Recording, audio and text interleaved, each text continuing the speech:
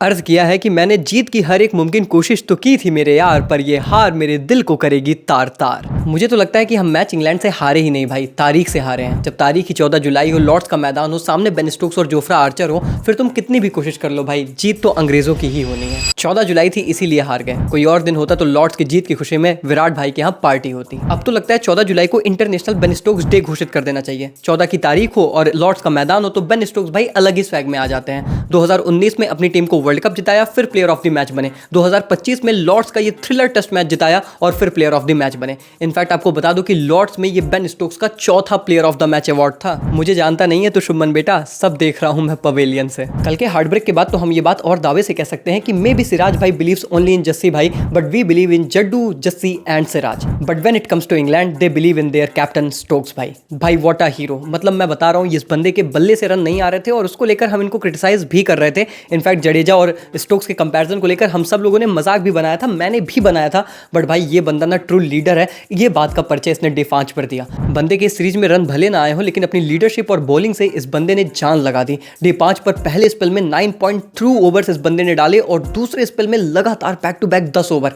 कहा वर्कलोड गया भाड़ में, लेकिन मुझे अपनी टीम को जिताना है। और मुझे लगता है कि स्टोक्स की यही लीडरशिप क्वालिटी सबसे बड़ा कारण थी कि इंग्लैंड की गेंदबाजी इतना ज्यादा मोटिवेटेड हुई कि हम इतने छोटे स्कोर को भी डिफेंड कर सकते हैं। और लिटरली भाई डे 5 पर उन्होंने हमें हेल्प फील करा दिया। पहले तो डे 4 के शाम पर ही हमारे 58 फॉर 4 हो चुके थे, क्योंकि हमारे टॉप ऑर्डर के बल्लेबाज जैसे कि जयसवाल, करुण नायर और शुभमन गिल ने पूरी तरीके से इनिंग्स अपने ईगो पर खेली थी और वहां पर इंग्लैंड ने हमें फंसा लिया था। स्पेशली जिस तरीके के शॉट्स करुण नायर और यशस्वी जायसवाल ने खेले वो तो बहुत ही ज्यादा खराब थे। जब सबसे चूतिया शॉट आपने मारा हो, लेकिन गाली तो 1.5 घंटा खेलने के बाद बुमराह को मिल रही हो। लिटरली भाई हमारे टॉप ऑर्डर ने तो बहुत ही गंदा क्रिकेट खेला और कंप्लीटली अपने ईगो पर आकर अपनी विकेट थ्रो की। और ऐसा क्यों हुआ वो मैं आपको अभी आगे बताऊंगा। लेकिन डे 5 की बात करें तो फिर हमारे बल्लेबाज ये समझ चुके थे कि अगर हमें ये चेस करना है तो समझदारी से खेलना होगा। और मुझे ऐसा लगा कि सारे बल्लेबाज कोशिश कर रहे थे कि एक समझदारी भरी क्रिकेट खेली जाए, लेकिन वहां पर इंग्लैंड के गेंदबाजों ने ना बहुत ज्यादा बेहतर गेंदबाजी की। They literally come all gun blazing. और लिटरली शुरू के पहले सेशन में वो 21.5 ओवर जो उन्होंने हमारे अगेंस्ट फेंके थे ना,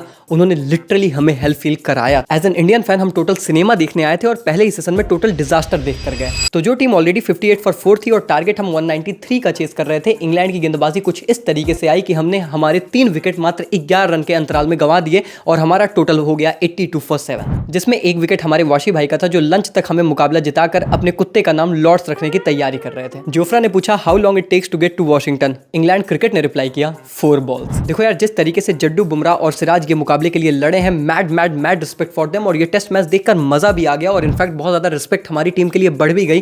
पर अगर आप ओवरऑल कॉन्टेक्स्ट में देखेंगे ना तो बहुत ज्यादा बेइज्जती भी हुई, क्योंकि जिस इंग्लैंड की गेंदबाजी को हम 2 कौड़ी की गेंदबाजी कह रहे थे, उसी गेंदबाजी ने हमें डिसमेंटल कर दिया और 193 रन भी बनाने नहीं दिए। और अगेन उसमें जोफ्रा आर्चर और बेन स्टोक्स का बहुत बड़ा रोल था। देखो बेन स्टोक्स तो बहुत ही अच्छी गेंदबाजी throughout the test match कर रहे थे, पर जोफ्रा आर्चर कुछ गेंदें बहुत ही उल्टी सीधी और कुछ लिटरली अनप्लेबल डिलीवरी डाली थी, जैसा कि ऋषभ पंत का वो एक एग्जांपल आपको याद होगा। और इसीलिए अगर इन सब चीजों के बीच आप ये डिकोड कर ही नहीं पा रहे हो कि यार 5 दिन के इस टेस्ट मैच में 4 दिन तो हमने डोमिनेट किया, फिर आखिर उत्कर्ष भाई हम ये टेस्ट मुकाबला हार कैसे गए, तो मुझे पर्सनली दोस्तों ये लगता है कि शायद हम इंग्लैंड से क्रिकेट फील्ड से ज्यादा माइंड गेम्स में हार गए। हाँ, बहुत से ऐसे मोमेंट्स हैं जो आप गिना सकते हो और कहोगे कि अगर इसमें से एक में भी हमने ज्यादा बेटर किया होता तो डेफिनेटली हम ये टेस्ट मैच जीतते। जिस तरीके से केएल ने जेमी स्मिथ का फर्स्ट इनिंग में वो कैच ड्रॉप किया, फिर उन्होंने टेलेंडर्स के साथ मिलकर 116 रन की पार्टनरशिप की। पंत का रन आउट होने की वजह से हम जो बहुत अच्छी खासी लीड ले सकते थे वो लीड नहीं ले पाए। सेकंड इनिंग्स में हमारा टॉप ऑर्डर का कोलैप्स हो जाना भी एक रीजन आप कह सकते हो। या फिर कुछ लोग तो रविंद्र जडेजा पर भी सवाल उठाएंगे कि यार बंदा थोड़ा और इंटेंट से खेल देता तो क्या पता हम पहले ही जीत जाते।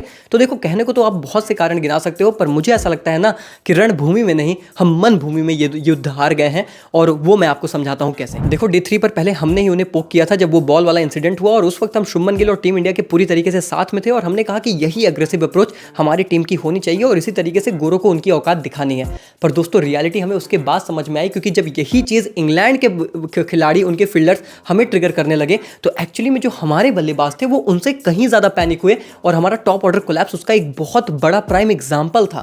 भाई हमारा जायसवाल और गिल इस पूरी सीरीज में इतने ज्यादा कंट्रोल के साथ खेले थे ना कि हम उनकी तारीफ करते थे कि भाई इतने ज्यादा रन और वो भी इतने ज्यादा कंट्रोल के साथ। लेकिन क्या आपने सेकंड इनिंग्स में इन दोनों बल्लेबाजों को देखा था? जिस तरीके से ये इतना ओवर एग्रेसिव अप्रोच अपना रहे थे, वो इसीलिए अपना रहे थे क्योंकि वो जो इंग्लैंड के फील्डर्स थे ना, वो लगातार उनके पीछे पड़े थे। Virat Kohli to Indian batter, सालों मेरी तरह पंगा लेना सीख गए तो पंगे के बाद रन भी बना लिया करो मेरी तरह। ना यहाँ पर मैं कुछ मिल करूंगा और ना ही किसी को टारगेट करूंगा। इनफैक्ट तुम्हें भी पता है कि मैं तो वो बंदा हूं जो शुरू से कह रहा हूं कि ये टीम इंडिया और हमारा शुभमन गिल इन्हें सपोर्ट सपोर्ट करना है और ये बंदे बहुत आगे जाएंगे, लेकिन तुम्हें ये भी पता है कि तुम्हारा भाई रियलिटी बोलने से तो कभी नहीं चूकता, तो सच्चाई सीधी बात रखी जाएगी। देखो आपको पता होना चाहिए कि ये मैच हम इसलिए हारे क्योंकि हमारे जो टॉप ऑर्डर के बल्लेबाज थे वो झेल नहीं पाए इंग्लैंड की स्लेजिंग। वो लोग हमारे पीछे पड़ रहे थे और वो हमारे अंडर द स्किन आ गए, जिसकी वजह से इतनी गंदी हमने विकेट थ्रो की कि हम इस मुकाबले में आगे आ ही नहीं पाए। देखो मैं टेलेंडर्स की गलती तो दूंगा ही नहीं, क्योंकि उन बंदों ने तो जान लगा दी यार ये टेस्ट मैच हमें जिताने के लिए, उनके लिए तो मैड रिस्पेक्ट है। लेकिन रियलिटी ये है कि हमारे टॉप ऑर्डर ने बहुत गंदी चेज में क्रिकेट खेली, जिसकी वजह से ये मुकाबला हमारे हाथ से निकला।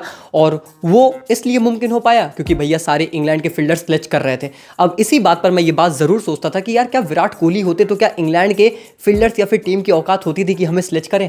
भाई वो स्लेज करने से पहले 4 बार डरते थे, क्योंकि उन्हें भी लगता था कि अगर कहीं विराट अपने रुद्र रूप में आ गया ना तो हमारे लेने के देने पड़ जाएंगे। तो देखा जाए तो बात बहुत है, रीजन बहुत है, पर रियलिटी यही है कि हमारे 3 जने ने अपनी लिटरली जान लगा दी थी ये टेस्ट मैच हमें जिताने के लिए, लेकिन शायद बस हमारा दिन नहीं था। रविंद्र जडेजा के लिए तो यार मैं इतना बुरा फील कर रहा हूं, क्योंकि कुछ लोग इसके बाद भी कह रहे हैं कि क्या पता बंदा थोड़ा ज्यादा इंटेंट दिखाता तो ये टेस्ट मैच हम जीत जाते।